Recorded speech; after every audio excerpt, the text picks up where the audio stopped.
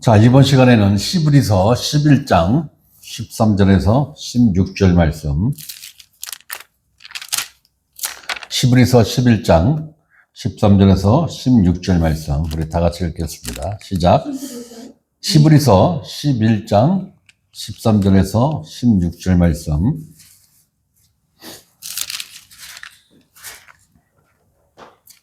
자, 다 같이 읽습니다. 이 사람들은 다 믿음을 따라 죽었으며 약속을 받지 못하였으되 그것들을 멀리서 보고 환영하며 또 땅에서는 외국인과 나그네임을 증언하였으니 그들이 이같이 말하는 것은 자기들의 본향 찾는 자임을 나타냅니다. 그들이 나온 바 본향을 생각하였더라면 들어갈 기회가 있었으려니와 그들이 이제는 더 나은 본향을 사모하니 곧 하늘에 있는 것이라. 이러므로 하나님이 그들의 하나님이라 일컬음 받으심을 부끄러워하지 아니하시고 그들을 위하여 한 성을 예비하셨느니라. 아멘. 이 말씀에 대해서 서론적인 부분은 지난 시간에 제가 말씀을 드렸습니다. 자, 아브라함은 아비 친척 고향을 떠나기를 하나님께 기뻐함으로 순종하였다. 자, 그렇다면 그의 자손들은 어떠했을까요? 네. 먼저 육의 자손인 이스라엘을 살펴보도록 하겠습니다. 과연 아브라함의 자손들은 과연 아브라함의 믿음을 얼만큼 닮았을까? 네? 분명히 자식은 부모를 닮게 되어 있어요. 그죠? 네. 자, 창세기 15장을 봅니다.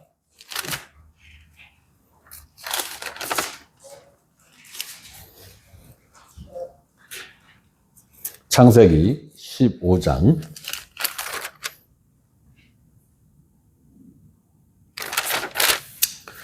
자, 이후에 여호와의 말씀이 환상 중에 아브라함에게 임하여 이르시되 아브라함아 두려워하지 말라. 나는 네 방패요 너의 지극히 큰 상급이라.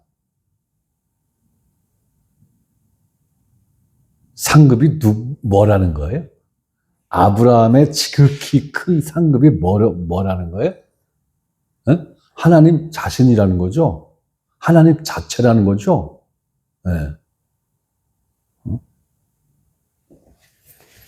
그 지극히 큰 상급이면 아주 최고 큰, 최상의 최고 큰 상급이 이거라는 거 아니에요. 그죠?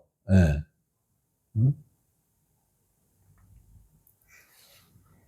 그러니까 이 상급에 대한 개념조차도 지금 성경하고 거리가 멀어도 한참 멀은 거예요.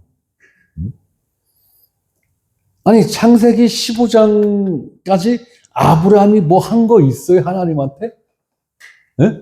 아니, 오늘날로 표현해서 속된 말로 충성봉사 헌신한 거 뭐 있어요? 아니, 11주, 이때까지 11주 한 푼이라도 한 적 있어요, 아브라함이? 없어요. 그냥, 야, 좀, 네 친척, 아비 친척 본토를 좀 떠나라? 예, 어디로 갈 건데요? 넌 알 거 없어. 내가 이끄는 대로 가면 돼. 그거였거든요. 한 거 아무것도 없어요. 하나님께 대하여 하나님 말씀에 대해서 반응을 보인 것 뿐이에요. 오늘날 개념으로 생각하면 아브라함은 오늘날 교회에서 집사도 못 따라요. 왜? 한 게 아무것도 없는데? 한 게 아무것도 없어요. 하나님이 이러한 큰 말씀을 주시는 이 상황에까지 아브라함이 특출나게 뭐 한 거 없다고요. 네. 조금만 더 한번 보자고요. 아브라함이 이르되 주 여호와여 무엇을 내게 주시려 하나이까? 나는 자식이 없사오니 나의 상속자는 이 다메섹 사람 엘리에셀이니이다. 아브라함이 또 이르되 주께서 내게 씨를 주지 아니하셨으니 내 집에서 길린 자가 내 상속자가 될 것이니이다. 이 시대에는 무자할 경우에는 자기가 총애하는 종, 그거 종이잖아요. 아브라함이 종이잖아요. 네. 자기가 총애하는 종에게 상속권을 줬어요. 상속자를 삼았다는 얘기예요. 아들을 삼았다는 얘기예요. 그게 이 아브라함 당대의 시대적 상황이었다고요. 그게. 자, 여호와의 말씀이 그에게 임하여 이르시되 그 사람은 네 상속자가 아니라 네 몸에서 날짜가 네 상속자가 되리라 하시고 그를 이끌고 밖으로 나가 이르시되 하늘을 우러러 무뼈를 셀 수 있나 보라. 또 그에게 이르되 네 자손이 이와 같으리라. 그러니까 하나님께서 약속한 거예요. 그죠? 네. 이때까지 자식을 안 준 거예요. 안 줬어요, 자식을. 그게 이제 실물을 보여주는데, 야, 아브라함아, 저 별 좀 한번 세봐라. 오늘날 같은 경우는 셀 수 있어요. 그죠? 네.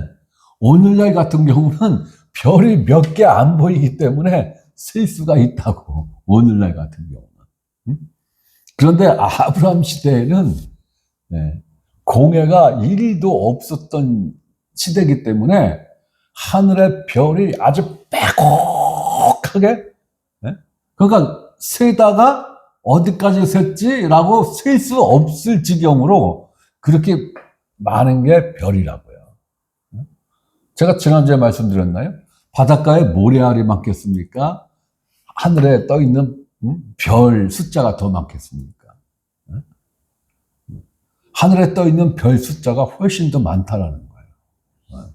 아니, 이거는 과학자들이 어떤 통계를 갖고 그 통계를 냈는지는 몰라도 이게 정설이에요. 자, 별을 보여주면서 네 자손이 이렇게 많을 거야. 이렇게 많을 거다. 자, 6절 아브라함이 여호와를 믿으니 그 말씀을 믿은 거예요, 지금. 그죠? 반드시 네 몸에서 나는 자손이 있어, 씨가 있다. 그런데 그 씨를 통해서 네 자손이 한번 세봐. 셀 수 있나? 못 세지?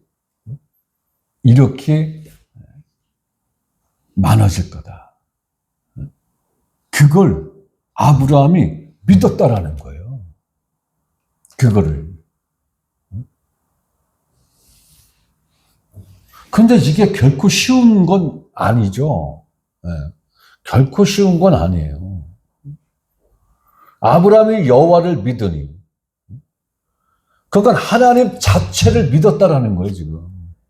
하나님 자체를 믿었다라는 거예요. 하나님 말씀뿐만이 아니고 하나님이 하신 약속뿐만이 아니고 하나님 자체를 믿었다라는 거예요. 그 믿음으로 여호와께서 여호와를 믿는 그것을 그의 의로 여기시고 아브라함의 의로 여기시고 여기다라는 게 뭐예요? 여긴다라는 게 인정하는 건데 그게 100% 충족이 팍 돼서 인정하지 않을 수 없는 상황에서 인정하는 거예요. 이거는 뭐 100이 최고 수준이라면 한 1도 안 되는 수준인데 인정을 해 줬다라는 거예요.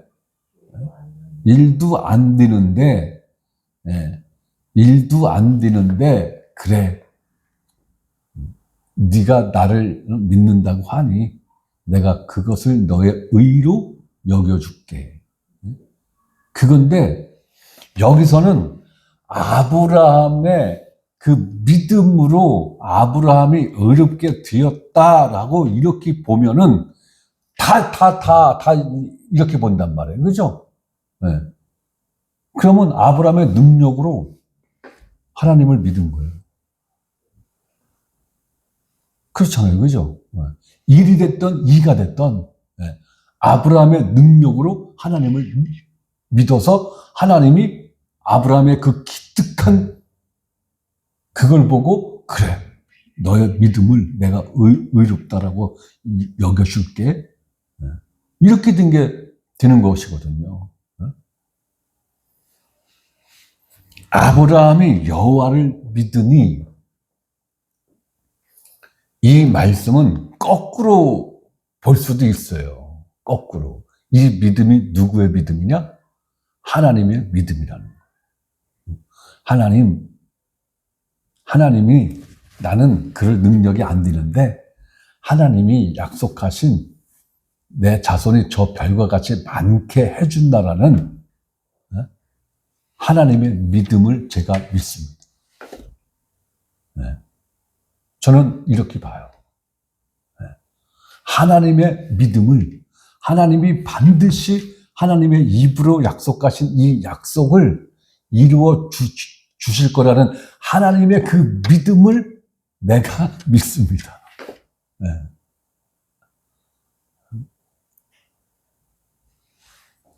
결국은 아브라함의 능력으로 믿는 믿음이 아니라 하나님이 그 약속을 이루어 내실 거라는 하나님의 믿음. 하나님의 믿음을 아브라함이 믿었다라는 거예요. 자, 7절 봅니다. 또 그에게 이르시되 나는 이 땅을 내게 주어 소유를 삼게 하려고 너를 갈대아인의 우르에서 이끌어낸 여호와니라. 갈대아인의 우르가 훗날에 제국 이름이 나오는데 그 제국 이름이 뭐예요? 네? 바벨론이에요. 바벨론. 네. 자, 8절. 그가 이르되 주 여호와여 내가 이 땅을 소유로 받을 것을 무엇으로 알리까? 여보, 안 믿잖아요. 하나님이 가나안 땅을 나한테 주신다고 하는데 내가 그걸 어떻게 믿어요? 지금 그 얘기잖아요. 그죠? 이 얘기는 뭐예요? 증거 주세요. 9절. 여호와께서 그에게 이르시되 나를 위하여 3년 된 암소와 3년 된 암염소와 3년 된 순양과 산비둘기와 집비둘기 새끼를 가져올지니라. 아브라함이 그 모든 것을 가져다가 그 중간을 쪼개고 그 쪼갠 것을 마주 대어놓고 그 새는 쪼개지 아니하였으며 설계가 그 사체 위에 내릴 때에는 아브라함이 쫓았더라. 해질 때 아브라함에게 깊은 잠이 임하고 큰 흑암과 두려움이 그에게 임하였다니 여호와께서 아브라함에게 이르시되 너는 반드시 알라. 네 자손이 이방에서 객이 되어 그들을 섬기겠고 그들은 400년 동안 네 자손을 괴롭히리니 그들이 섬기는 나라를 내가 징벌할지며 그 후에 네 자손이 큰 재물을 이끌고 나오리라. 이때 당시에 언약은 동물을 잡아서 반을 쫙 갈려서 양쪽으로 다 벌려놓습니다. 그러고 약속 당사자가 나란히 그 고기와 고기 사이를 걸어가는 거예요. 이 얘기는 뭐냐? 너하고 나하고 언약한 거 있지? 약속한 거 있지?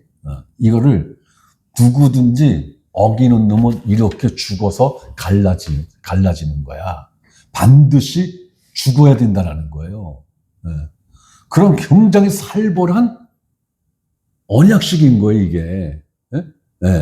그런데, 자, 동물을 잡고 배를 갈려서 양쪽으로다가 벌려놓고, 이제 하나님하고 아브라함하고 그 사이를 걸어가야 되는 거예요. 그죠? 왜? 하나님이 아브라함과 약속이잖아요.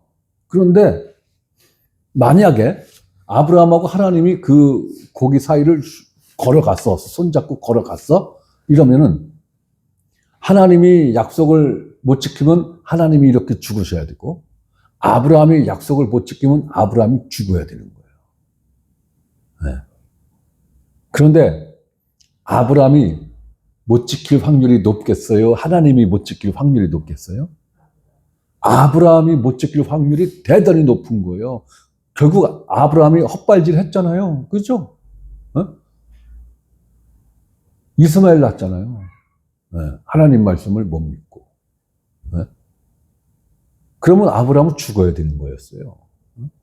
그러니까 하나님이 그쯤에 아브라함을 깊이 잠들게 한 거예요. 깊이 잠들게 한 거예요.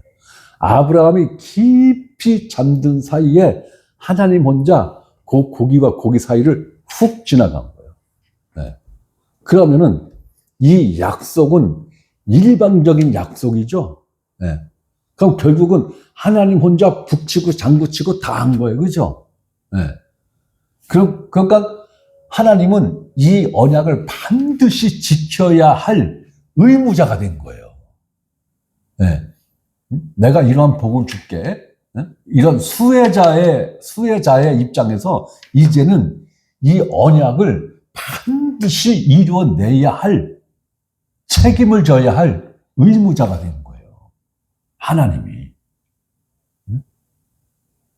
그러니까 결국은 아브라함은 여호와를 믿은 그 믿음으로 의롭다라고 인정받은 그 아브라함의 믿음은 자기 자신의 믿음이 아니라는 거예요.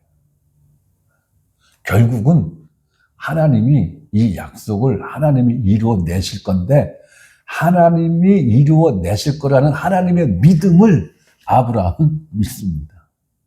그건 거예요.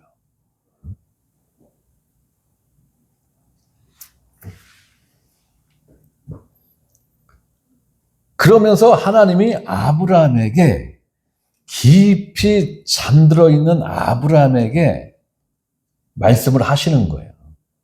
너는 반드시 알라. 네 자손이 이방에서 객이 되어 그들을 섬기겠고 그들은 400년 동안 네 자손을 괴롭히리니 이 말씀과 같이 됐죠. 네.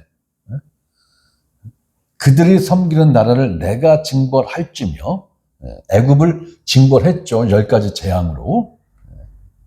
그 후에 네 자손이 큰 재물을 이끌고 나오리라. 장자들이 죽으니까 애굽 국민들이 야, 우리 이제 짐 싸서 이제 간다. 갈 거야. 근데 너 내가 지난번에 보니까 금뭉치가 있던데 그거 내놔. 준 거예요. 금이고 은이고 뭐 수달에 뭐 가죽이고 무슨 가죽이고 무슨 가죽이고 야 그거 좋아 보이던데 가져가. 네. 그래서 성막을 짓는데 금이 산더미 같이 나왔죠. 은이 산더미 같이 나왔죠. 아니 400년 동안 종살이한 사람들한테 무슨 금은이 있어요. 네? 아니 종들이 무슨 수달의 가죽이니 무슨 가죽이니 그런 게 어디 있어? 네? 그러니까 평상시에 눈여겨봤던 거, 너 무슨 가죽 갖고 있던데, 그거 필요하니? 너 줄게, 가져가. 응? 너 뭐 꽤 좀 갖고 있던데, 그거 필요해? 가져가. 네. 출애굽기 한번 읽어보세요. 그렇게 싹 그냥 줬다고요. 빨리 나가라고, 제발 좀 나가라고. 장자들이 싹 죽어 나가니까. 이 일이 출애굽에서 이제 이루어지는 거란 말이야. 너는 장수하다가 평안히 조상에게로 돌아가 장수될 것이요. 네 자손은 4대 만에 이 땅으로 돌아오리니 이는 아모리 족속의 죄악이 아직 가득 차지 아니함이라 하시더니.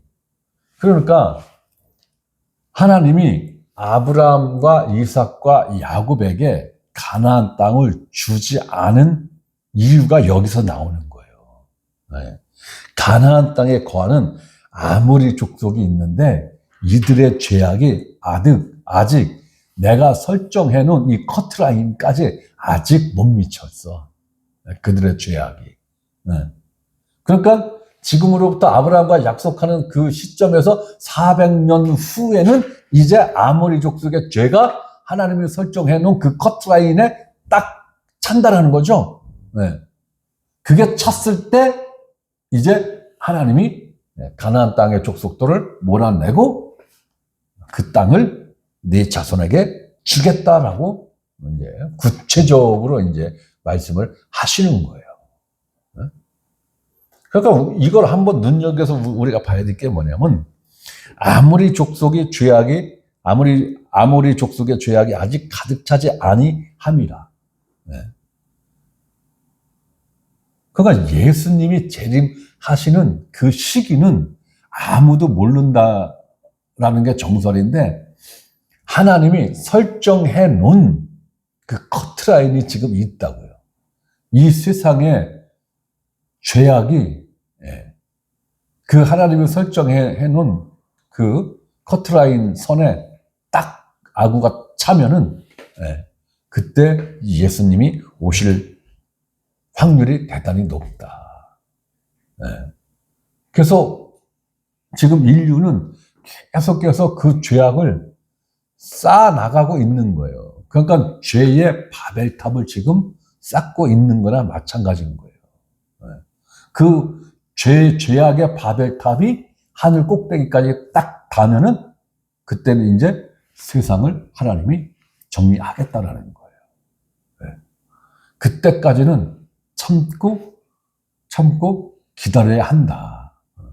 그래서 그때까지는 하나님의 자식들이 이 세상에서, 곧 애굽에서 하나님이 설정해 놓은 그 시간까지 무슨 노릇을 하면서 살아야 돼요? 종노릇하면서 살아야 되는 거예요. 종노릇하면서. 자, 17절. 해가 져서 어두울 때 연기나는 화로가 보이며 타는 횃불이 쪼갠 고기 사이로 지나더라. 그날에 여호와께서 아브라함과 더불어 언약을 세워 이르시되, 내가 이 땅을 애굽 강에서부터 그 큰 강 유브라데까지 네 자손에게 주노니, 곧 겐 족속과 그니스 족속과 간몬 족속과 헷 족속과 브리스 족속과 르바 족속과 아모리 족속과 가나안 족속과 기르가스 족속과 여부스 족속의 땅이니라 하셨더라.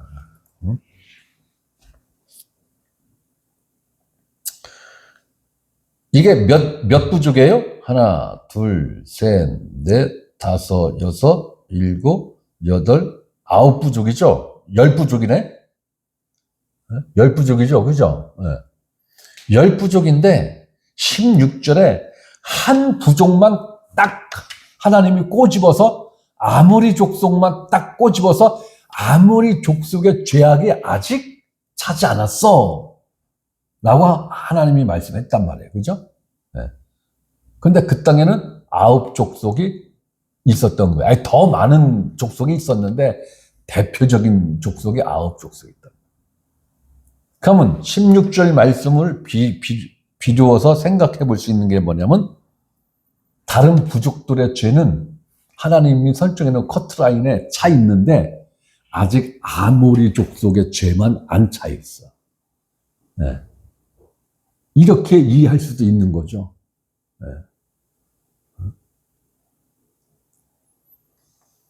그러니까 하나님은 길이 참으시는데 아주 대가요. 대간 거예요. 심판을 하실 때 하시더라도 아주 참고 그들이 돌이키고 회개할 수 있는 시간과 기회를 주고 하나님이 이렇게 길이 참고 기회를 주고 하는 것을, 인간들은 이것을 어떻게 생각하느냐? 하나님 안 계시는가 봐요. 하나님 귀가 없으신가 봐요. 하나님이 눈이 없으신가 봐요. 이렇게 착각을 한다. 자, 하나님은 아브라함에게 400년 후에 아브라함의 자손들에게 가나안 땅을 주시겠다고 이제 구체적인 약속을 하십니다. 그런데 그 전에 아브라함의 자손들이 이방의 객이 되어 이방을 섬기다가 해방되어 가나안 땅을 갖게 될 것이다 라고 하나님이 말씀을 하신단 말이에요. 자, 이방의 객이 되어 이방을 섬기다가 해방된다. 이 과정을 거치고 나서 이제 비로소 가나안 땅에 입성을 한다라고 지금 하나님이 말씀을 하시는 건데, 자, 출애굽기 12장을 한번 봅니다. 출애굽기 12장 29절에서 42절 말씀까지 봅니다.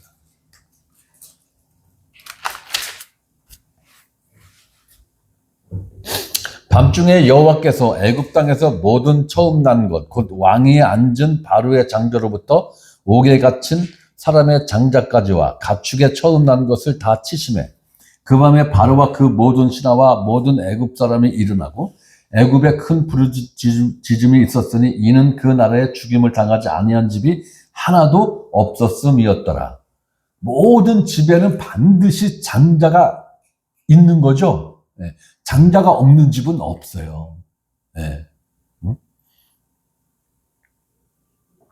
31절 밤에 바로가 모세와 아론을 불러서 이르되 너희와 이스라엘 자손은 일어나 내 백성 가운데서 떠나 너희의 말대로 가서 여호와를 섬기며 너희가 말한 대로 너희 양과 너희 소도 몰아가고 나를 위하여 축복하라 하며 애굽 사람들은 말하기를 우리가 다 죽은 자가 되도다 하고 그 백성을 재촉하여 그 땅에서 속히 내보내려 하므로 그 백성이 발견되지 못한 반죽 담은 그릇을 옷에 싸서 어깨에 매니라.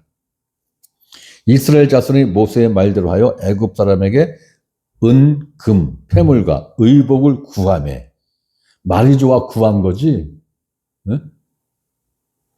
그거 안 주면 안 나간다? 내가 갖고 싶은 거 안 주면 안 나간다. 이건 거죠. 그러니까 꼴보기 싫은 거예요. 당장 애굽 국민들은 당장 이스라엘 사람들이 자기네들 눈에서 빨리 사라져야 살 것 같은 거예요. 그러니까 은금이고 뭐고 그냥 옷이고 뭐고 달라는 데는 지금 다 준 거란 말이에요 지금. 여호와께서 애굽 사람들에게 이스라엘 백성에게 은혜를 입히게 하사 그들이 구하는 대로 주게 하심으로 그들이 애굽 사람의 물품을 취하였더라. 네. 이렇게 해서 큰 재산을 갖고 나온 거란 말이에요. 어떤 면에서는 400년 동안 종살이한 품삯을 갖고 나온 거나 마찬가지란 말이에요. 이스라엘 자손이 람셋을 떠나서 숫곳에 이르니 유아 외에 보행하는 장정이 60만 가량이요. 수많은 잡족과 여기서 수많은 잡족은 유대인이 아닌 다른 그러니까 애굽 족속이 아닌 소부족들이 꽤 많았었다라는 거예요. 여러 부족들이 그 여러 부족들이 휩쓸려서 나도 너희들하고 같이 갈래. 너희들이 믿는 하나님 대단하신 분이다. 나도 그 하나님 따라서 갈래. 라고 지금 섞여서 나온 거예요. 그런데 이제 광야에 가서 이들 때문에 아주 또 큰 곤욕을 치르긴 하는데 자 수많은 잡족과 양과 소와 심이 많은 가축이 그들과 함께 하였으며 그들이 애굽으로부터 가지고 나온 발교되지 못한 반죽으로 무기병을 구웠으니 이는 그들이 애굽에서 쫓겨남으로 지체할 수 없었습니다. 아무 양식도 준비하지 못하였음이더라. 이스라엘 자손이 애굽에 거한 지 430년이다. 430년이 끝나는 그날에 여호와의 군대가 다 애굽 땅에서 나왔은즉 여기서 여호와의 군대가 다 애굽 땅에서 나왔다라고 했는데 여호와의 군대는 누구를 말하는 거예요? 천군 천사들을 말하는 거예요? 네? 맞아요? 아니죠? 유대인들을 말하는 거죠? 유대인들을 말하는 거예요. 이 밤은 그들을 애굽 땅에서 인도하여 내심으로 말미암아 여호와 앞에 지킬 것이니 이는 여호와의 밤이라. 이스라엘 자손이 다 대대로 지킬 것이니라. 자, 이제 하나님이 아브라함에게 약속하신 것과 똑같이 진짜 토시 하나 안 틀리게 정확하게 하나님께서 자신이 아브라함에게 하신 그 약속의 말씀을 정확하게 지금 400년이 지난 4대가 지난 이 시점에서 이루어내셨다라는 거예요. 그래서 4대 만에 애굽 땅에서 나와서 약속의 땅을 갖게 되는 이러한 벅찬 감동의 시간을 맞이했는데, 자, 그렇다면은 과연 출애굽 1세대는 약속의 땅을 밟았을까? 출애굽 1세대 사람 중 마지막으로 죽은 사람이 모세입니다. 모세예요. 우리가 다 알다시피 그 정탐꾼을 보내고 그 정탐꾼들이 돌아와서 보고를 했는데, 그 보고를 듣고 이스라엘 백성들이 다 뒤집어졌죠. 울고불고 난리가 났죠. 모세를 원망하고 하나님을 원망하고 난리가 났죠. 난리가 났어요. 그때 하나님이 20세 이하는 생존해 주고 20세 이상자들은 가나안 땅에 한 명도 못 들어간다. 여호수아와 갈렙 두 사람만 빼고. 결국은 모세와 아론까지도 다 광야에서 죽게 되는 이 지경이 됐단 말이에요. 결국은 하나님이 아브라함에게 약속하신 애굽에서 종살이를 하던 그 1세대들은 출애굽까지는 했는데 하나님이 약속하신 가나안 땅까지는 들어가지를 못했단 말이에요. 가나안 땅에 들어가지 못했으니까 이들은 구원받지 못했다라고 해석을 하는 사람들이 의외로 있는데 전혀 그렇지 않습니다. 가나안 땅에 못 들어갔으니까 구원받지 못했다, 이렇게 보는 것은 잘못된 거예요. 광야에서 죽은 1세대들은 징계로 죽은 거예요. 징계로. 징계로. 그러면 히브리서에서 하나님이 뭐라고 그랬어요? 자식한테는 징계를 하는데 자식이 아닌 놈들한테는 징계를 할 수 있다? 못 하는 거예요. 안 하는 거예요. 그리고 6월절 어린 양의 피가 문설주에 뿌려졌잖아요. 그죠? 그리고 그 문설주 안에 있었던 장자들은 100% 살았단 말이에요. 이건 뭐예요? 완전 속죄가 이루어졌다라는 거예요. 완전 속죄가 이루어졌다. 그리고 그들이 허리에 띠를 띠고 신을 신고 배낭을 메고 지팡이를 짚고 아주 급하게 그 어린 양을 구워서 먹었죠. 아주 급하게 먹었단 말이에요. 아주 급하게. 어린 양을 먹었단 말이에요. 그 고기를 구워서 먹었다라는 것은, 제가 돼지를 잡아봐서 아는데 돼지 목을 딴다고 해서 고기에서 피가 100% 빠지는 게 아니에요. 그래서 지금 이스라엘 사람들, 아랍 사람들, 이슬람이죠. 이 사람들은 할랄이라고 해서 자기네들이 먹는 고기가 있어요. 그 대표적인 게 소고기, 닭고기인데, 소하고 닭을 잡을 때 피를, 고기에 들어있는 그 피까지 완벽하게 빼야 먹어요. 지금도. 그런데 이때 당시에는 그렇게 피를 뺐겠어요? 안 뺐어요. 못 뺍니다. 우리가 지금 정육점에서 사다 먹는 고기, 피가 있는 거예요. 피 싹 못 뺍니다. 결국은 어린 양의 고기를 먹었다는 얘기는 피도 먹었다는 얘기예요. 피도. 그러고 이들이 집단으로 침례를 받죠. 어디서? 홍해에서. 집단으로 침례를 받는단 말이에요. 이 모든 과정들은 이 출애굽 1세대들이 완벽하게 구원받았다는 징표거든요. 이게. 예. 그렇기 때문에 1세대들이 광야에서 죽었으니까 구원받지 못했다. 이건 어불성설이에요. 예. 이렇게 성경을 해석하면요, 해석 자체가 안 돼요. 예. 그러니까 구약 성경은 다 뭘로만 보이는 거예요? 율법으로만 보이는 거예요. 예. 그러니까 율법으로 해석하고 율법으로 적용하고 다 율법적으로밖에 안 보이는 거예요.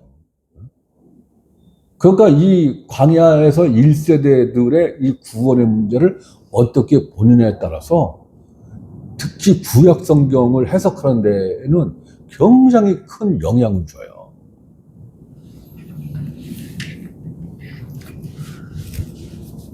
자, 이렇게 우여곡절이 많습니다, 지금. 가나안 땅에 들어가는 데에 있어서 우여곡절이 참 많아요. 그런데 어쨌든 출애굽 1세대가 광야에서 100% 다 죽고 여호수아와 갈렙을 뺀 나머지 100%가 다 죽고 이제 출애굽 2세대들이 가나안 땅에 들어간단 말이에요. 그게 여호수아서 1장에 나오는 겁니다. 여호수아서 1장 1절에서 9절 말씀을 보면은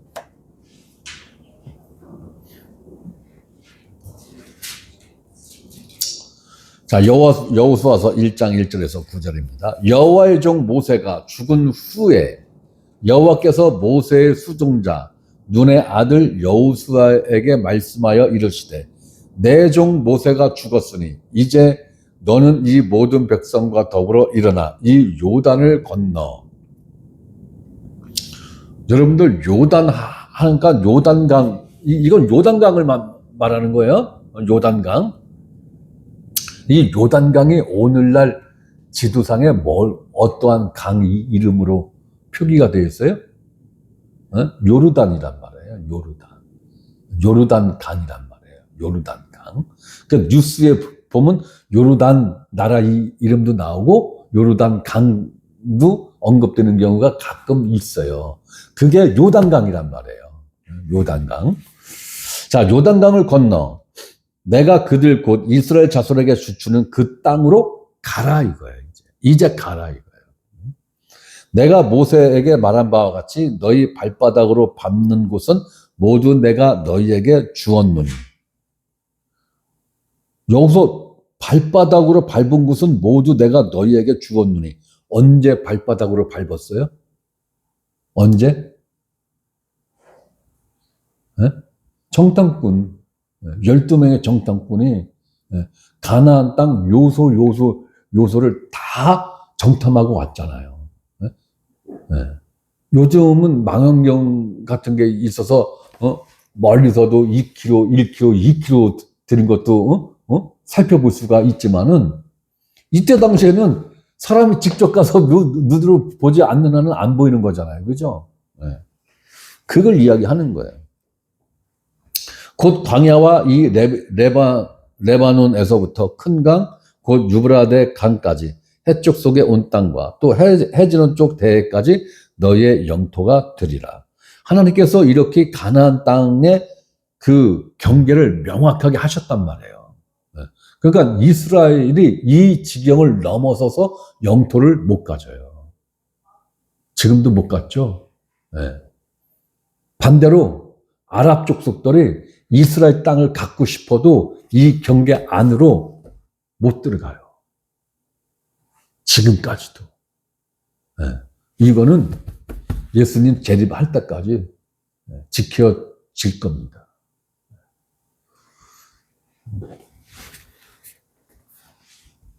자, 6절 강하고 담대하라. 5절 내 평생에 너를 능히 대적할 자가 없으리니 내가 모세와 함께 있었던 것 같이 너와 함께 있을 것이니라. 내가 너를 떠나지 아니하며 버리지 아니하리니 강하고 담대하라. 너는 내가 그들의 조상에게 맹세하여 그들에게 주리라 한 땅을 이 백성에게 차지하게 하리라. 그들의 조상에게 맹세한 그 조상들이 누구예요? 아브라함, 이삭, 야곱이죠. 이 세 사람을 가르쳐서 하는 말인 거예요. 7절 오직 강하고 극히 담대하여 나의 종 모세가 내게 명령한 그 율법을 다 지켜 행하고 우로나 좌로나 치우치지 말라. 그리하면 어디로 가든지 형통하리니 이 율법책을 내 입에서 떠나지 말게 하며 주야로 그것을 묵상하여 그 안에 기록된 대로 다 지켜 행하라. 그리하면 네 길이 평탄하게 될 것이며 네가 형통하리라. 내가 네게 명령한 것이 아니냐. 강하고 담대하라. 두려워하지 말며 놀라지 말라. 네가 어디로 가든지 네 하나님 여호와가 너와 함께 하느니라 하시니라. 자, 이렇게 하나님께서 이제 가나안 땅에 들어가는 것을 허락했단 말이에요, 이제. 가진 거나 마찬가지예요. 우리가 여기서 눈여겨봐야 할 것은, 자, 히브리서 11장 15절 말씀을 보면은, 그들이 나온 바 본향을 생각하였더라면 돌아갈 기회가 있었으려니와 그러나 돌아가지 않았다. 그러나 돌아가지 않았다라는 것이죠. 누가? 아브라함이 돌아가지 않았다라는 거. 돌아가지 않았다. 자, 그렇다면은 아브라함의 후손들도 역시 아브라함의 자손들이니까 아브라함의 그 믿음이 눈꼽만큼이라도 유전이 됐을 거 아닌가 봐요. 그죠? 시간이 없으니까 이걸 다 찾아볼 수는 없어요. 출애굽기 14장 10절에서 12절, 출애굽기 15장 21절에서 24절, 출애굽기 16장 1절에서 3절, 출애굽기 17장 1절에서 4절 보면은 계속해서 애굽으로 돌아갔으면 좋겠네, 애굽으로 돌아갔으면 좋겠네 이런단 말이에요. 광야에서 출애굽 1세대들이. 네? 대표적인 성경 구절로 민수기를 한번 찾아볼게요. 민수기 11장.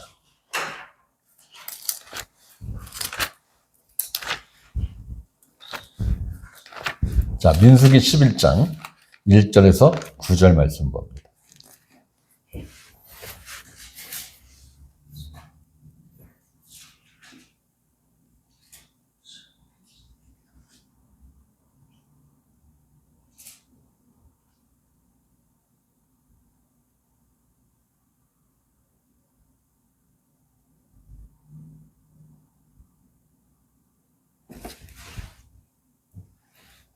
(11장) 1절에서 9절.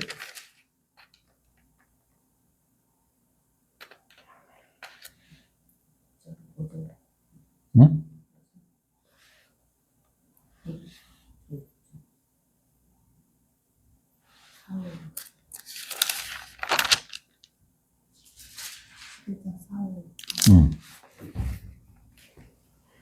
자, 봅니다. 자, 민수기 11장 1절부터 여호와께서 들으시기에 백성이 악한 말로 원망하매 여호와께서 들으시고 진노하사 여호와의 불을 그들 중에 붙여서 진영 끝을 사르게 하시매 백성이 모세에게 부르짖음으로 모세가 여호와께 기도하니 불이 꺼졌더라. 그곳 이름을 다베라라 불렀으니 이는 여호와의 불이 그들 중에 붙은 까닭이었더라. 그들 중에 섞여 사는 다른 인종들이 탐욕을 품으매 이스라엘 자손도 다시 울며 이르되 누가 우리에게 고기를 주어 먹게 하랴. 우리가 애굽에 있을 때에는 애굽을 회상하는 거죠. 애굽을 추억하는 거죠. 네. 값없이 생선과 오이와 참외와 부추와 파와 마늘들을 먹은 것이 생각나거늘 그리워한다는 거죠. 네. 그러니까 지금 향수병에 걸린 거예요. 애굽에 대한 향수병이 지금 도진 거예요. 그러나 아브라함과 이삭과 야곱에게는 향수병이 있었나요? 일도 없었죠? 네, 일도 없었어요. 아브라함은 아무 때고 갈대아 우르로 아무 때고 돌아가고 싶었으면 어떤 장애물 자체가 없었어요. 네? 그러나 아브라함은 그거 내 본향 아니야. 내 육체가 태어나고 자란 곳은 내 본향이 아니야. 이게 아브라함의 믿음이었단 말이에요. 갈대아 우르르 혹은 하란으로 아브라함은 마음만 먹으면 당장이라도 아무 때고 돌아갈 수 있었던 상황인 거예요. 그런데 아브라함은 그건 내 본향 아니야. 내 고향 아니야. 내 고향은 하나님께 있어. 하나님 나라가 내 본향이야. 내 고향은 하나님 나라야. 그런데 그 육의 자손들은 자기네들이 태어나고 자란 그곳, 모든 문화와 음식이 다 있는 거죠. 그 애굽을 굉장히 동경하고 그리워하고 추억을 하고, 아브라함이 본 하늘에 있는 본향은 단 1도 못 본 거예요. 오직 육의 본향만 보고 그것만 관심을 가졌던 존재들이 아브라함의 후손들이었단 말이에요. 그러니까 아브라함의 믿음은 온데간데 없는 거예요. 아브라함의 믿음은 누구에게만 있었어요? 모세에게만 있었어요. 또 다른 2명도 아브라함의 믿음이 있었죠. 그 누구예요? 여호수아와 갈렙. 이 사람들 이외에는 아브라함의 믿음이 없었어요. 없었어요. 그렇기 때문에 믿음은 육의 혈통을 흘러서 가지 않는다라는 거예요. 여러분들이 이 부분에 대해서 집착을 한다거나 아니면 이 부분에 대한 뜬금없는 믿음을 갖고 있다면 그건 본인들의 자유이겠지만 반드시 실망할 때가 옵니다. 믿음은, 영의 일은 육의 계보를 통해서 흘러가지 않는다라는 거예요. 여러분들이 이거는 아셔야 돼요.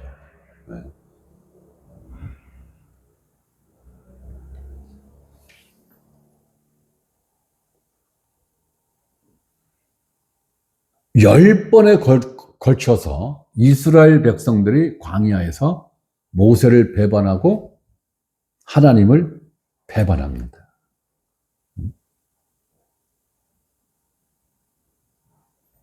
이 말씀보다 더 직접적인 말씀이 있는데 그 말씀을 내가 찾아서 기록을 해놓은 것으로 나는 알고 있는데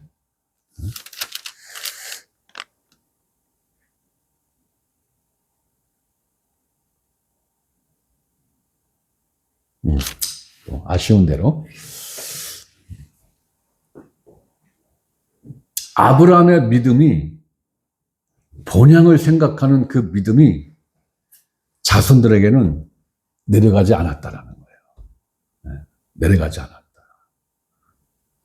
이러한 면에서 아브라함의 자손들은 아브라함을 닮지 않았습니다. 닮지 않았어요. 그렇다면 영적 자손은 우리는 어떻습니까?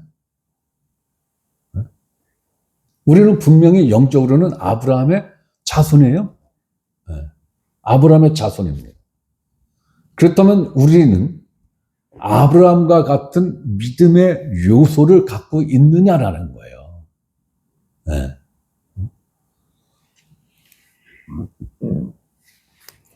아브라함은 할례를 통하여 자신의 옛사람이 죽었으며 새 사람이 되었음을 깨닫고 자신의 옛사람의 본향도 죽었으며 영원한 본향만을 바라보는 그 믿음의 눈을 갖고 있었던 거예요.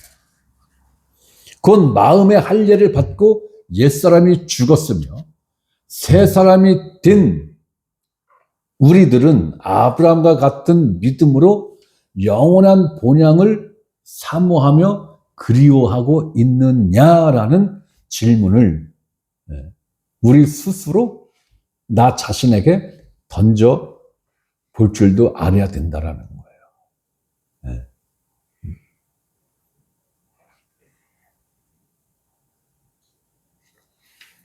아브라함의 육의 자손들은 유월절 어린 양을 먹고 홍해바다에서 침례를 통한 옛사람이 죽고 새 사람이 되었다라는 진리를 단 1도 깨닫지를 못했어요. 옛사람의 본향을 틈만 나면 그리워하고 급기야는 모세가 아닌 새 지도자를 뽑아서 애굽으로 돌아가자라고까지 거의 쿠데타 아닌 쿠데타를 광야에서 일으켜지는 그 지경에까지 지금 갔었단 말입니다.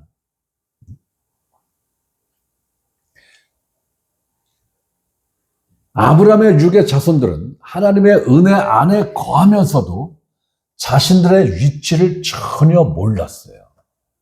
네. 그러니까 믿음의 눈으로 아무것도 보지를 못하고 있는 거예요. 지금. 이런 면을 보면은 아브라함의 믿음의 유전자를 눈을 씻고 찾아보기가 어려운 지경이다. 과연 이들이 아브라함의 후손인가? 라고 의심을 해도 아무런 꺼리낌이 없을 정도로 영적으로 아주 처참하고 비참한 상황에 지금 처해 있는 거예요, 지금. 영적으로. 육적으로도 마찬가지지만 영적으로도 그러한 상황에 처해 있었다라는 거예요. 자, 이제 하나님이 아브라함에게 약속하신 땅에 들어가기 일보 직전에 그들이 보인 모습은 이겁니다. 출애굽을 해서 하나님이 정탐꾼을 가나안 땅에 보내는 그 시기가 불과 몇 개월 안 돼요. 몇 개월 안 됩니다. 그러니까 몇 개월 만에 가나안 땅으로 지금 들어가는 상황인 거예요. 가나안 땅에 들어가기 전에 모세가 하나님한테 건의를 했죠. 하나님, 우리가 가나안 땅에 들어가기 전에 가나안 땅에 각 지파에서 한 명씩 뽑아갖고 정탐꾼을 보내서 좀 이렇게 미리 좀 보고 오면 어떻겠습니까? 그러니까 하나님, 그래, 갔다 와. 한 게 민수기 14장이란 말이에요. 민수기 14장 한번 봅시다.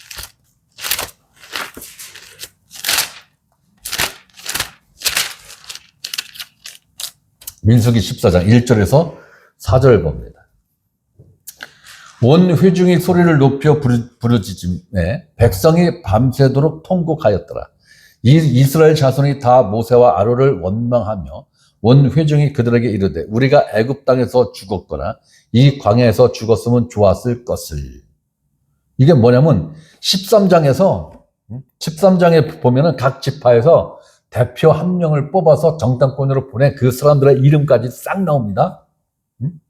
그리고 그들이 갔다 와서 보고를 한 그 보고를 듣고 이스라엘 백성들이 보인 반응이 14장인 거예요. 네. 온 회중이 소리를 높여 부르짖으며 백성이 밤새도록 통곡하였더라.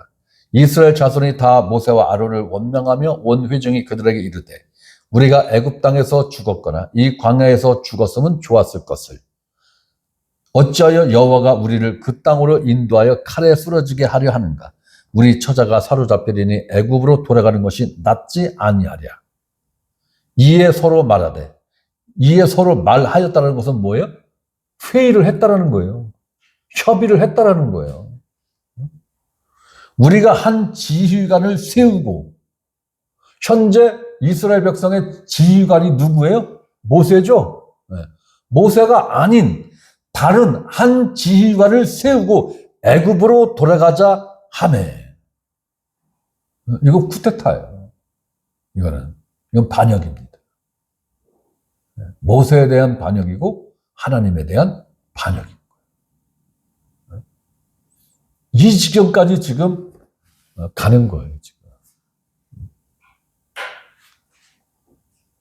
애굽에서 10가지의 어마어마한 재앙을 통해서 하나님의 능력을 직접 목도하고 체험한 그들이 홍해 바다가 갈라지는 그 위대한 광경을 두 눈으로 직접 보고 갈라진 그 물과 물기둥 사이를 마른 땅으로 걸어간 이들이 불과 가나안 땅에서의 거인들이 살고 있다라는 그 말을 듣고 지금 이러한 반응을 보이는 거란 말이에요.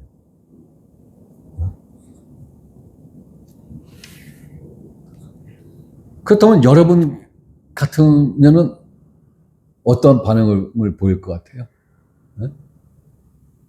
야, 하나님이 약속하신 땅에 내가 들어가는 순간 거기 있는 네피림들이 거인들이 키가 2m, 3m, 2m 50, 3m 되는 얘네들이 와서 우리를 갈기 찢어 죽일 것 같은데 하나님은 거기를 가라고 그러네? 그것도 내 조상에게 약속한 땅이라고 하면서 들어가라고 하네? 이건 뭐예요? 그 이거하고 뭐 비슷한 이해가 들는지는 모르겠지만 하나님이 야 북한 땅 나만 너희들한테 줬어. 걱정하지 말고 휴전선 넘어가서 접수해 들어가. 그런데 선봉은 그리스도인들이 선봉에 서라. 더 콕 집어서 생명교회 교인들이 최일선에서 서서 가라. 하면 우리가 갈 수 있을까요? 판문점 그 선을 넘어서자마자 바로 그냥 인민군이 총을 갈겨도 아무런 이상 없는 거죠. 국제법으로나 모든 면으로 봤을 때 아무 이상이 없는 거예요. 항의할 수도 없어요. 따질 수도 없어요. 그런데 하나님이 줬어. 북한 땅 너희들한테 줬어. 그런데 선봉은 생명교회 성도들이 가장 먼저 넘어가라. 가서 접수해라. 라고 하면 여러분들 가실래요? 가시겠어요?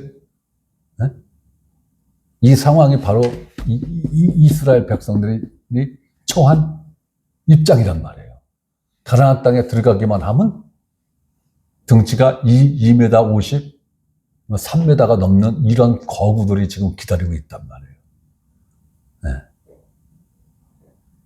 기가 막힌 거죠. 가나안 땅의 이 9쪽 속도는요, 마차 기갑부대가 있었어요. 기갑부대. 오늘날로 말하면 탱크 전차 부대가 있었다고. 그런데 이스라엘 백성들은 마차 한 개도 없죠. 심지어는 칼도 없어. 칼도 한 자루도 없어. 창도, 그 흔한 창도 한 자루도 없어요. 그러면 맨몸으로 들어가야 되는 거죠? 맨몸으로. 그래서 하나님이 미리 예고편으로 보여준 거예요. 이때 당시에 제국은 아니었지만 제국인 애굽이 이때 당시에서는 세계 최강국이었어요. 오늘날로 말하면 미국과 같은 군사적으로 경제적으로 모든 면에서 최강국이었단 말이에요. 애굽이. 그럼 애굽이 오늘날 어느 나라예요? 이집트예요. 피라미드가 있는 그 이집트. 네. 그런 강대국의 최정예 군단이 홍해 바다 앞에 서 있는 이 유대인들을 다시 잡아가기 위해서 마차, 전차, 오늘날로 말하면 탱크와 장갑차 이런 걸 싹 그냥 최고의 속도로 지금 쫓아오고 있는 거예요. 다시 잡아가려고. 그때 하나님이 이스라엘 백성들을 어떻게 안전하게 독수리의 날개로 품어서 홍해 바다를 건너게 했는지 이스라엘 백성들은 그거 체험했죠. 그리고 그 당사자들이고 세계 최정예 군사, 오늘날로 말하면 미국의 최정예 특수부대 요원들을 하나님이 홍해 바다에서 어떻게 처리했는지도 봤죠. 한 명도 살아간 사람이 없어요. 전멸했습니다. 그것을 봤단 말이에요. 그렇다면은 이들이 그 일을 한 것이 하나님이고 하나님의 능력이다라는 것을 제대로 파악을 했다면, 아이, 그까짓 거 뭐, 여호수아하고 갈렙은, 아이, 그까짓 것들, 하루 강아지요. 이랬죠? 그런데 나머지 10지파는 벌벌 떨었단 말이에요. 애굽에서 하나님의 능력 본 걸 단 1도 기억하지 못했어요. 여기서 우리가 알아야 될 게 뭐냐면 자꾸 초월적인 초능력을 체험하는 걸 굉장히들 추구하잖아요. 그죠? 초능력을 체험하는 거, 신비한 능력을 체험하는 거, 특히 병 고침 받는 걸 체험하는 걸, 이거 아마 최고의 능력 체험이다. 이렇게들 생각을 하는데, 그것보다도 이 애굽 땅에서 유대인들이, 아브라함의 자손들이 직접 보고 체험한 초능력은 오늘날 사람들이 기대하는 초능력은 비교도 안 되는 초능력이죠. 그것을 10가지를 봤단 말이에요. 10가지. 홍해 바다가 갈라지는 것까지 보면 11가지란 말이에요. 11가지. 그걸 보고도 믿음에 단 1도 영향을 못 줬다라는 거예요. 결국은 초능력을 추구하는 것, 신비한 능력을 체험하기를 추구하는 것은 영적으로 도움이 1도 안 된다라는 거예요. 히브리서에서 지금 이야기하는 이 믿음을 갖는 데에는 1%도 긍정적인 영향이 없다라는 거예요. 결정적인 순간에 그 모든 것을 마치 오늘날 치매 걸리신 분들이 모든 기억을 상실하는 것처럼 그런 기억 상실증에 걸린 듯한 행태를 지금 보이고 있잖아요. 그래서 중요한 건 뭐냐? 이러한 능력 체험, 신비 체험이 아니라 하나님의 말씀, 하나님의 언약과 하나님의 말씀을 믿고 따르는 그 믿음이 오리지널이라는 거예요. 오리지널이라는 거예요. 그리고 광야에서도 좀 많은 능력을 받습니까? 이들이 광야에서. 그런데도 이들의 믿음에는 광야에서 체험한 그 또 초월적인 그런 신비한 체험을 한 것조차도 히브리서에서 이야기하는 이 믿음을 갖게 하는 데에는 1도 영향을 미치지 못했다라는 거예요. 이들은 하나님의 은혜가 아니면은 도저히 구원받을 수 없는 존재들이에요. 출애굽 1세대들은 100% 하나님의 은혜로 구원을 받은 것이지 이들이 하나님께 보인 게 뭐가 있어요? 처음서부터 한 번 안 믿었어요. 처음서부터 안 믿었어요. 우리는 이 출애굽 상황을 하나님의 능력 행하는 거, 여기에 포인트가 맞춰지면은 망하는 거예요. 망하는 거예요. 이렇게 철저하게 유대인들은 하나님을 배척했어요. 하나님을 의지하지 않았어요. 하나님을 믿지 않았어요. 하나님의 능력을 완벽하게 보고도 하나님 자체를 안 믿었다니까요. 하나님 자체에 대한 믿음을 안 가졌다니까요. 그럼에도 불구하고 이들을 구원한 게 뭐예요? 하나님의 은혜예요. 그리고 하나님의 약속을 근거로 해서 하나님은 하나님의 약속을 이루셔야 할 의무와 책임이 있는 분이란 말이에요. 그래서 자기 자신을 위해서 이 언약을 이루어 내시는 것이고, 자기 자신을 위해서 아브라함의 자손들을 구원해 내는 거란 말이에요. 이건 100% 은혜입니다. 그럼 우리가 구원받는 것은 다르냐? 아니라는 거죠. 우리는 이 출애굽 1세대보다도 더 악하고 더 믿음이 형편없는 존재임에도 불구하고 예수 그리스도의 십자가의 그 은혜로 인하여 구원의 은혜가 우리 각 사람에게 왔다라는 거예요. 구한 적도 없어요. 그 내 의지와 상관없이 하나님의 의지로, 하나님의 믿음으로, 하나님의 의지와 하나님의 믿음으로 이러한 일들이 지금 이루어지고 있고, 지금도 성취되어 가고 있는 과정 가운데 있는 거예요. 이 출애굽을 보면서 이것을 읽어내야 되는 거예요.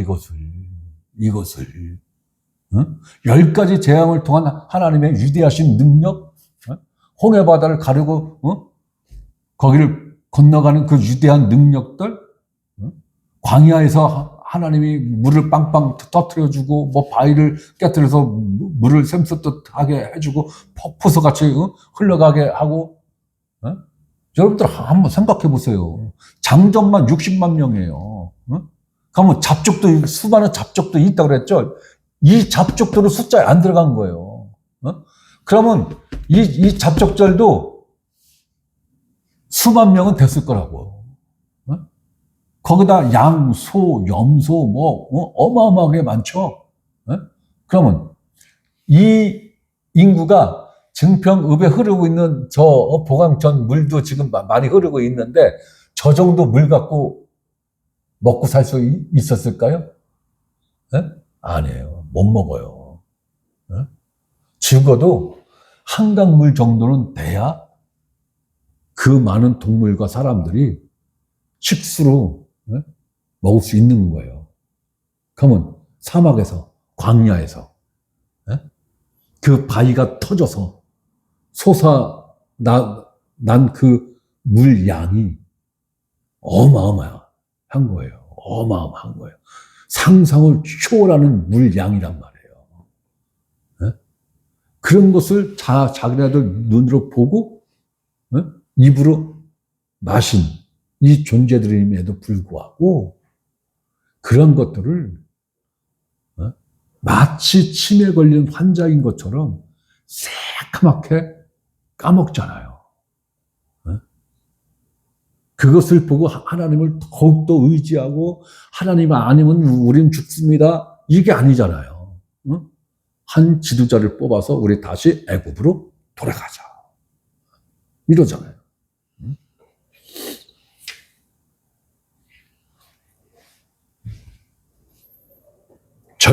그러나 중요한 것은 절대로 애굽으로 돌아갈 수 없다라는 거예요.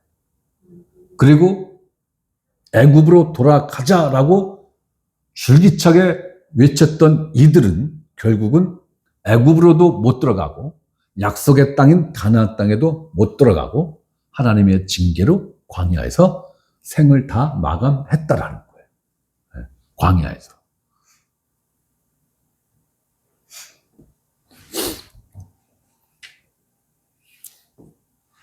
자, 신명기 17장 16절을 한번 더 볼게요. 신명기 17장 16절.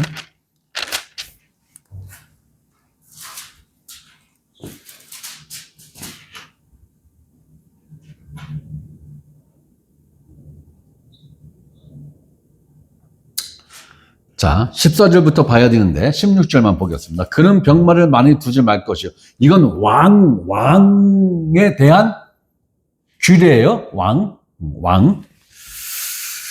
병마를 많이 얻으려고 그 백성을 애굽으로 돌아가게 하지 말 것이니 이는 여호와께서 너희에게 이르시기를 너희가 이후에는 그 길로 다시 돌아가지 말 것이라 하셨습니다.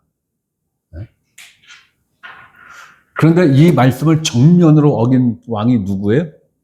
솔로몬이죠. 솔로몬이 정면으로 이 말씀을 어겼어요. 이때 당시에 말은 어디에만 있었어요? 애굽에만 있었어요. 애굽에만. 그런데 솔로몬은 어마어마한 병마를 갖고 있었죠. 그 말이 어디서 왔어요? 애굽으로 왔죠. 애굽에서 사왔다는 얘기. 그러려면 이스라엘 백성들이 애굽으로 건너가서 말을 사왔다는 얘기가 되는 거죠. 솔로몬은 우리가 생각하는 것만큼 하나님한테 순종적인 왕이 아니에요. 자세히 따져보면은 별 볼 일 없어요.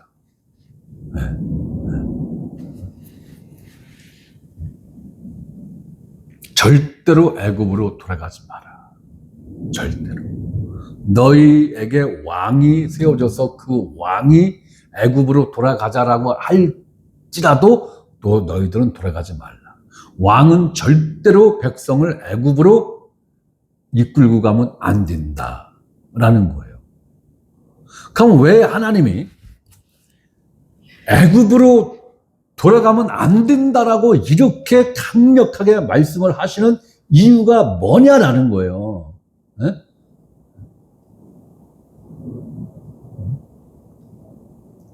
이걸 모르기 때문에 21세기에 신앙생활하는 우리들도 똑같이 자꾸 애굽으로 돌아가고자 한단 말이에요. 자, 애굽은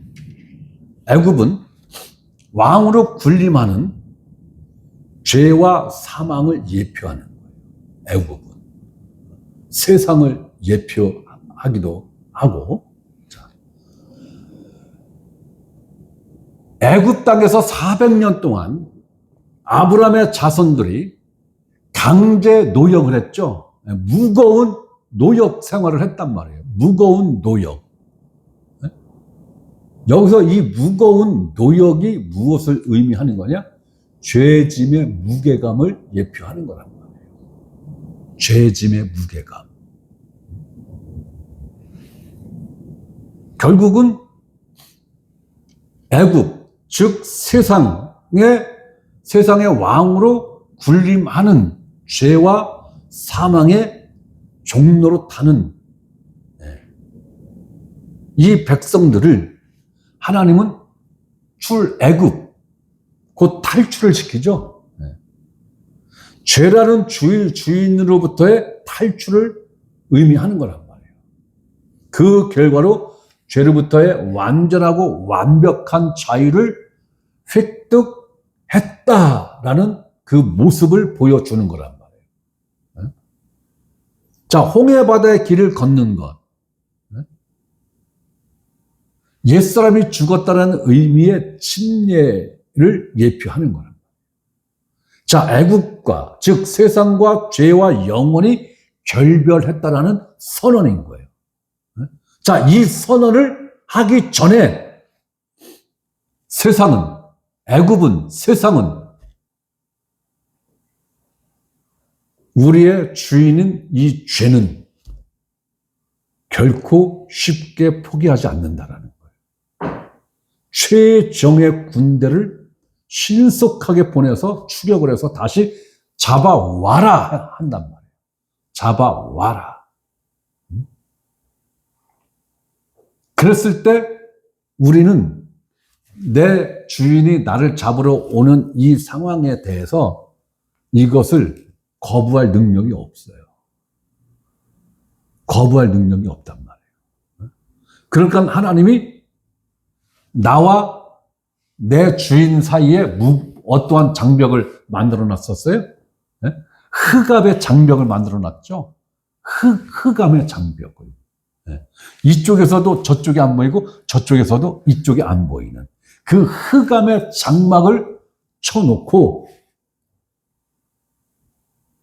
세 사람이 옛사람을 처리하고 새 인류를 하나님이 창조하는 그 일을 홍해 바다에서 진행을 하시는 거란 말이에요.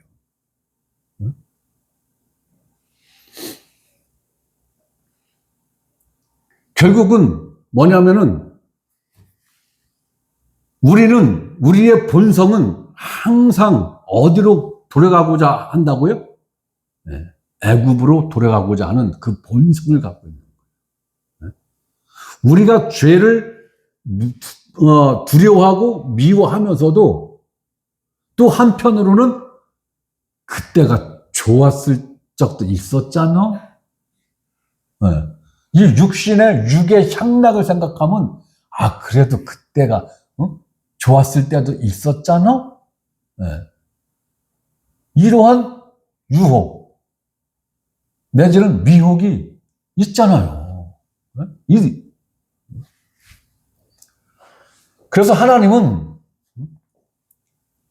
너희가 완전히 죽었어. 이제 애굽과는 영원히 결별됐어. 라는 것을 홍해 바다를 지나가고 이 이스라엘 백성들이 다 빠져나갔을 때 애굽의 정예 군사들이 홍해 바다 절반쯤 들어왔단 말이에요. 선두가 절반쯤 들어왔다는 얘기는 후미까지 다 바다 깊숙한 곳까지 들어왔단 말이에요. 그 상황에서 하나님이 다 합쳐버렸죠. 물을. 다 수장됐어요. 지금도 그 유물이 발견되고 있어요. 홍해 바다에서 지금도. 그러면 애국 군대의 죽음이 무엇을 의미하는 거냐 이거예요. 이스라엘 백성들이 홍해 바다 건너가서 그 언덕에 서서 애국 군대들이 다 수장되는 것을 보고 모세의 누이 미리암이 소구를 치고 노래를 부르면서 찬양을 했죠. 그때까지는 좋았어요. 자, 애국 군대가 물에 빠져서 죽는 그 모습이 누가 죽은 거예요? 누가 죽어야 될 죽음이었어요? 내가 죽어야 될 죽음이었단 말이에요. 내가 죽어야 할 죽음을 나는 통과를 했잖아요. 그죠? 그리고 하나님을 시험하려고 들어온 그들은 하나님의 시험을 통과하지 못하고 죽어버렸단 말이에요. 죽는 그 모습을 보면서 이 아브라함 자손들은 내가 저렇게 죽었어야 되는 것인데, 내가 저렇게 죽을 존재였는데, 내 옛사람은 죽었구나. 애굽에서 종살이하던 나는 죽었구나. 애굽을 주인으로 섬기던 나는 죽었구나. 이제는 하나님을 주인으로 섬기며 하나님을 왕으로 섬기는 하나님의 종으로 살아가는 신인류가 되었구나. 새 사람이 되었구나. 나는 이 선언인데 그것을 이 아브라함 자손들은, 육의 자손들은 일도 생각을 안 한 거예요. 그렇다면 자, 21세기를 살아가는 오늘날 그리스도인들은 어떠하냐? 이 21세기를 오늘을 살아가는 그리스도인들은 과연 예수 그리스도와 함께 우리 옛사람이 십자가에 못 박혀 죽었다. 그리고 예수 그리스도와 함께 장사되었다. 그리고 죽은 자 가운데서 예수 그리스도를 하나님이 살릴 때 그 안에서 우리도 살아남을 받았다. 라는 이 하나님의 위대하고도 엄중한 이 진리의 선포의 말씀을 과연 이해하고 있는가? 이 말씀에 대한 믿음을 갖고 있는가? 이들은 형식적인 아브라함의 자손이었어요. 형식만을 빌린 아브라함의 자손이었단 말이에요.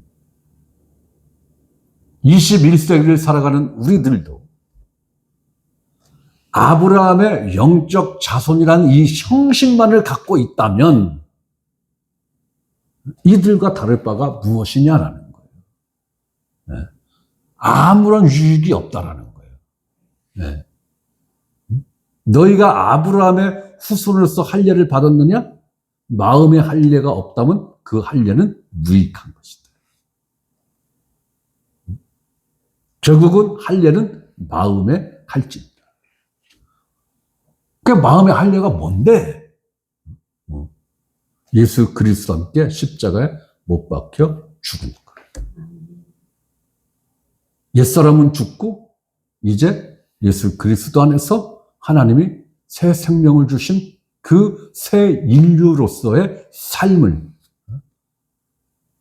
예수 그리스도 안에서 너희가 살아가고 있는가? 내가 그 안에서 그 삶을 지금 살아가고 있는가?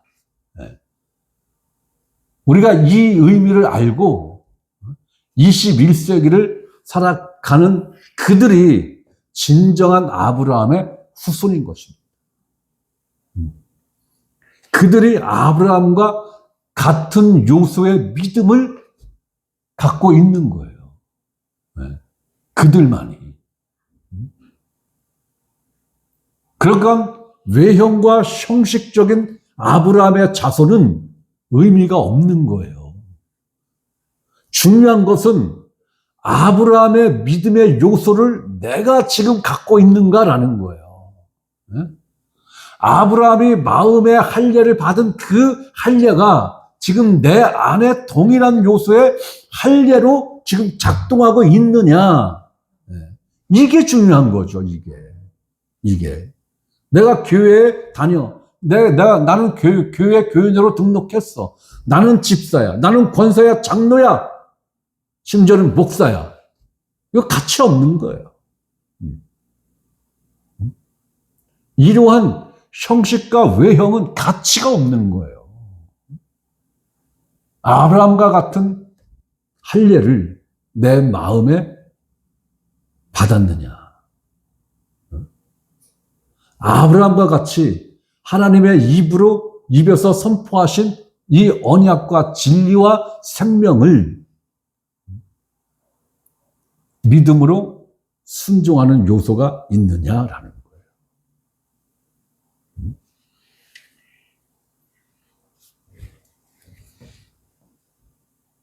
자, 이러한 하나님이 히브리서로 다시 넘어와서 이러한 하나님이 어떠한 말씀을 하셨느냐면, 자, 16절 봅니다. 그들이 이제는 더 나은 본향을 사모하니 곧 하늘에 있는 것이라. 이 땅에 있는 본향은 철저하게 버렸다라는 거예요. 언제 버렸습니까? 옛사람이 죽음으로. 그때 이 본향도 사라진 거예요. 육의 본향을 그리워하고 육의 본향을 사모한다라는 것은 옛사람이 처리가 안 됐다라는 거예요. 자, 그들은 이제는 더 나은 본향을 사모하니 곧 하늘에 있는 것이다. 이러므로 하나님이 그들의 하나님이라 일컬음 받으심을 부끄러워하지 아니하시고, 이러한 믿음을 가진 존재들에게 하나님은 나의 하나님이야 라고 불림을 받는 것을 아유 나 부끄러워, 아유 나 쟤 부끄러워, 이러지 않았다라는 거예요. 부끄러워하지 않았다는 것은 뭐예요? 기뻐했다라는 거예요. 어머, 저 아이가 나를 하나님이라고 부르네. 저 아이가 나를 아버지라고 부르네. 그 부름을 하나님이 마땅하게 여겨주셨으며 기뻐하셨다라는 거예요. 기뻐하셨다. 이와 관련된 말씀이 시브리서 2장 11절에 이러한 말씀이 또 나옵니다. 시브리서 2장 11절. 거룩하게 하시는 이와 거룩하게 함을 입은 자들이 다 한 근원에서 난지라. 자, 거룩하게 하시는 이는 누구예요? 예수 그리스도. 거룩하게 함을 입은 자들 누구예요? 우리. 다 한 근원에서 난지라. 그럼 다 한 근원이 누구예요? 하나님. 그죠? 네. 그러므로 형제라 부르시기를 부끄러워하지 아니하시고. 네.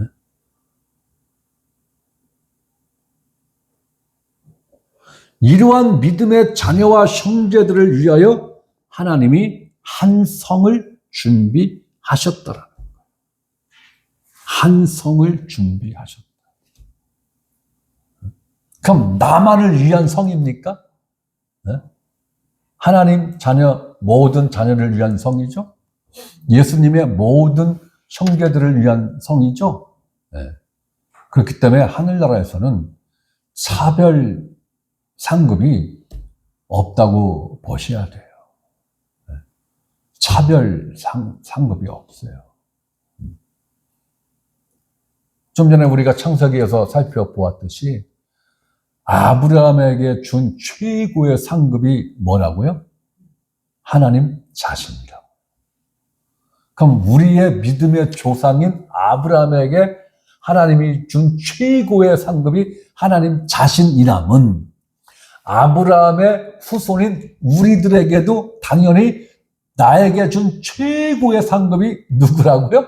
뭐라고? 하나님 자신이라고. 하나님 자신이라고. 그렇기 때문에 우리는 하나님 혹은 예수 그리스도 성령님을 나의 필요 조건을 충족시켜주는 수단 혹은 과정, 이러한 분들로 인식하면 이건 이미 망한 존재예요. 망한 겁니다. 망한 거예요.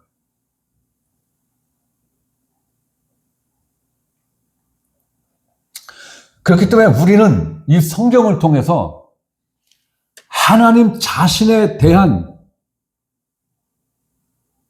우리의 목적은 하나님 자신이 되어야 되는 거예요. 우리의 목적은 예수 그리스도 자신이 되어야 되는 거예요. 우리의 목적은 성령님이 되어야 하는 거예요. 네. 이것을 충실하게 교회에서는 가르쳐야 되고 성도들은 이것을 정직하게 배우셔야 돼요. 네. 이렇게 하나님에 대한 예수 그리스도에 대한 성령님에 대한 올바른 지식을 가진 사람들이 그리스도인으로서의 삶을 살아가는 거예요. 네. 또 그리고 이러한 그리스도인들을 성령님께서 강력하게 진리의 세계로 진공청소기가 먼지를 빨아들이듯이 우리를 쭉 빨아들여서 그 세계를 펼쳐 주시는 거란 말이에요. 아브라함은 봤어요. 뭐 다음 주에 살펴보겠습니다만은 아브라함은 봤어요. 아브라함뿐만이 아니라 히브리서에서 이야기하는 이 믿음의 우리 선진들은 봤어요. 모든 것을 봤어요. 그런데 육의 눈으로 본 게 아니라 영의 눈으로 봤단 말이에요. 믿음으로 봤단 말이에요. 믿음으로 실체화가 됐단 말이에요. 네. 결국은 믿음으로 이 실체를 본 그들만이 아브라함의 후손으로서 아브라함의 믿음의 그 요소를 갖고 그 발자취를 보폭을 맞추어서 갈 수가 있는 거예요. 이제 다음 주에 그럴 거예요. 다음 주에 이제 그 부분을 볼 겁니다. 과연 아브라함은 무엇을 받는가?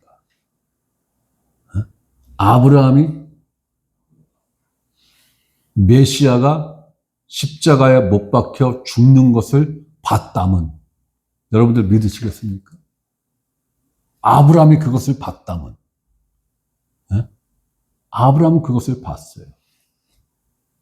모리아 산에서 십자가가 세워지고 거기에 매달려 죽는 메시아를 아브라함은 본 거예요. 다음 주에 성경을 통해서 한번 확인을 해보겠습니다. 그와 마찬가지로 우리도 보고 믿는 거예요. 도마가 나는 예수님 손을 보고 옆구리 창자국에 내 손을 넣어보기 전에는 난 안 믿어. 그랬죠? 그랬을 때 예수님이 호련히 나타나서 도마야 네 손 내밀어서 내 옆구리에 넣어봐. 그랬죠? 그러면서 예수님이 뭐라고 그랬어요? 야, 나를 보고 믿는 자가 복 있는 게 아니라 보지 않고 믿는 자가 복 있는 거야. 이 말씀을 액면가 그대로 받아들이면 곤란해요. 예수님이 그렇게 말씀하신 게 무엇에 대한 어떠한 반응에 대한 답이었어요? 도마가 내 눈으로 볼 거야. 나는 예수님 손바닥 못자국을 내 눈으로 보고 예수님 옆구리를 내 눈으로 볼 수 없으니까 손을 집어 넣어서 내가 그 창자국을 만져볼 거야. 여기에 대한 답변이죠. 나를 보고 믿는 자가 복이 있는 게 아니라 나를 보지 못하고 믿는 자가 복이 있다. 육의 눈으로는 볼 수가 없는 거예요. 그걸 말하는 거예요. 그걸 말하는 거예요. 그러나 이 히브리서 기자는 히브리서 11장 1절을 뭐라고 말하고 있어요? 믿음은 바라는 것들의 실상이요. 보이지 않는 것들의 증거니. 실상, 실체화. 우리는 믿음으로 예수 그리스도를 본 자들이 믿는 거예요. 예수 그리스도를. 그 예수 그리스도를 통해서 하나님을 본 자들이 하나님을 믿는 거예요. 그렇기 때문에 이 히브리서 11장 말씀은 대단히 중요한 거예요. 진짜 이 히브리서 오늘 공부하면서 이 히브리서 11장에서 이야기하는 이 믿음의 본질을 모르면 이 땅에서 신앙생활을 하는 게 결코 쉽지 않아요. 어떻게 보면 거의 불가능에 가까울 수도 있어요. 그러나 우리에게 아브라함에게 선물로 준 그 동일한 믿음을 우리에게 주셨고 그 믿음을 통해서 우리는 지금 진리의 말씀을 지금 보고 그 진리를 지금 따라가는 삶을 우리는 살아가는 그 과정에 있는 거란 말이에요. 단계별로 성령께서 보여주시는 거예요. 무엇을 통해서? 말씀을 통해서. 보여주는 거예요. 우리는 보고 따라가는 거예요. 보지 못하고 따라가려고 하니까 넘어지고 제껴지고 별의별 일이 다 생기는 거죠. 그러나 정확하게 보고 따라가면 넘어질 일이 없죠. 삐끗해서 넘어졌다 해도 빨딱 그 즉시 빨딱 일어설 수 있는 거죠. 이게 다른 거예요. 보고 쫓아가는 자와 보지 못하고 쫓아가는 자하고는 근본이 다른 거예요. 보지 못하고 쫓아가는 자들은 정당에는 어디 빠진다고요? 또랑에 빠진다고.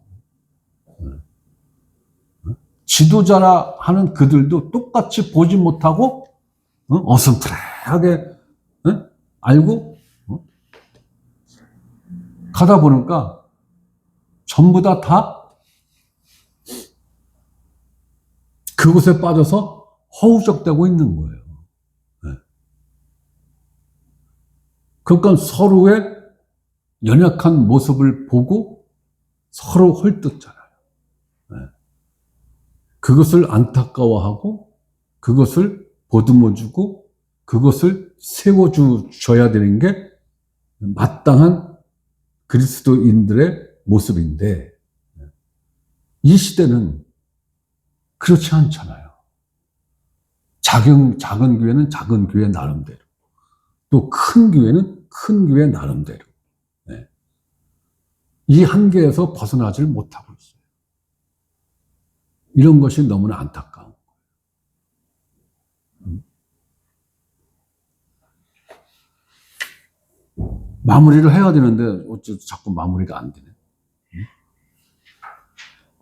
하나님은 믿음의 사람들에게 하나님이라고 불리워지는 것을 기뻐한다라는 거예요.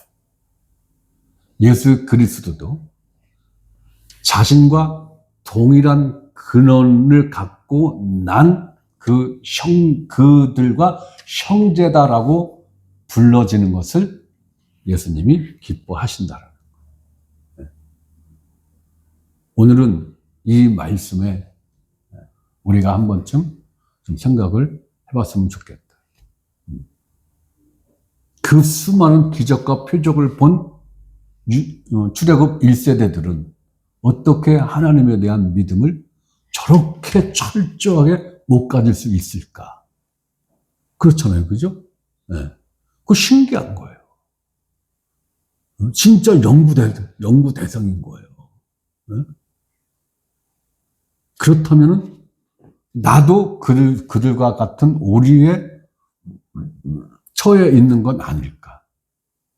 혹은 그들과 같은 오류에 빠질 가능성은 없는 것인가? 네. 이러한 부분들에 대해서 우리는 자기 자신에게 질문도 하고 거기에 대한 답변도 하고 그러면서 교제 시간이 있다면 나는 이런 거 갖고 고민을 해봤는데 여러분들은 이런 것 갖고 고민을 한번 해보셨습니까?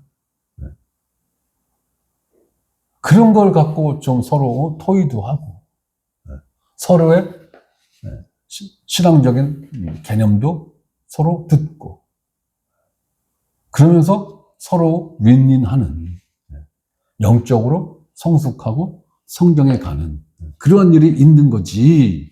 맨날 밥이라 먹고 커피는 열심히 마시고 했는데 2시간, 3시간 같은 공간에서 시간을 보냈는데 집에 가서 돌이켜보면 밥 먹고 온 거, 배부른 거 이외에는 없어.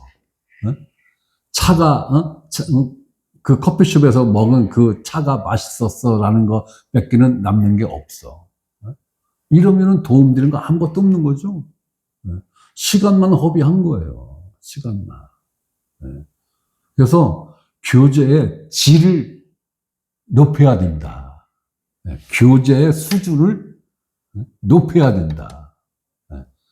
그러려면 한두 명이 힘쓰고 애쓴다고 해서 이게 될 문제입니까? 아니죠. 이 공동체 구성원들이 다 같이 그 수준에서 같이 성경 공부하고 같은 레벨에서 고민도 하고 그래야지만이 이게 전체적으로 교회 공동체가 전체적으로 영적 수준이 올라가는 거란 말이에요. 올라가는 거예요. 일방적으로 목사한테 설교를 듣고 그걸로 이렇게 끝나면은 개인적인 성장은 있을런지는 몰라도 이 교회 공동체의 성장은 여러분들이 기대하는 것만큼 못 미칠 수 있어요. 네. 그런 경우가 허다해요. 네. 개인적인 역량들은 굉장히 좋은데 교회 공동체 수준을 보면은 아주 개인들의 그 영적 역량보다도 훨씬 더 낮은 수준에 있는 교회들이 있다고요. 네. 그러면은 우리 모두에게 마이너스예요. 네. 개인적인 영적 역량이 성장하는 것 못지않게 이 교회 공동체로서의 영적 성장도 같은 템포로 같이 성장해 나가야 이게 쳇바퀴가 맞물려서 돌아가듯이 돌아가면서 계속해서 개인적 영적 성장과 교회 공동체의 영적 성장이 맞물려 가는 거란 말이에요. 이러한 교회가 돼야 초대교회의 우리 믿음의 선진들이 가졌던 그러한 교회의 역량 내지는 그러한 교회의 모습을 우리가 만들어갈 수 있지 않겠는가. 쉽지는 않을 겁니다. 하지만 성령께서 우리에게 주신 그 뜻과 그분의 뜻을 이루어 가신다면 우리가 도달해야 할 목적지는 거기다. 저는 그렇게 생각을 합니다. 아브라함이 나의 믿음의 조상이라면 나는 반드시 아브라함이 갖고 있었던 믿음의 요소가 있어야 된다. 아브라함이 하나님 말씀을 따라 곧 순종의 삶을 산 그 요소가 나에게도 반드시 있어야 한다라는 거예요. 반드시입니다. 내가 아브라함의 영적 자손이라면. 오늘 여기까지 합니다.